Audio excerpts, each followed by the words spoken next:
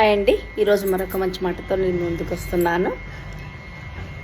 మన చుట్టూనే ఉంటూ మనతో ఒక రకంగా నడుచుకుంటూ మనకేదో మంచి చేస్తున్నట్టుగా చేస్తూ మన వెనుకే గోతులు తవ్వే వాళ్ళు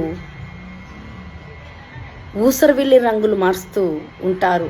తస్మాత్ జాగ్రత్త. ఎవ్వరిని నమ్మకు. ఎదుటి వాళ్ళని ఎట్లా పడదోయాలి అనేది తెలిసినటువంటి వాళ్ళు అలాంటి వాళ్ళతో చాలా జాగ్రత్తగా ఉండాలి. జాగ్రత్తగా లేకపోతే మనమే కిందికి ఏది అధపాతాలనుకోతాం. అందుకే జాగ్రత్తగా ఉండండి. వాళ్ళను ఏ విధంగా అంటే ఎంత దూరం ఉండానో అలాంటి వాళ్ళకి అంత దూరంగా ఉండండి. ఇక్కడ వాళ్ళు మనకు అన్యాయం చేయొచ్చు, కానీ పైన ఆ దేవుడు వాళ్ళకు శిక్ష అంటూ తప్పనిసరిగా విధిస్తారు. ఓకేనా? ఇట్లు మీ పంతులమ్మ గొలకిష్టకరం. అది థ్యాంక్ అండ్ బై.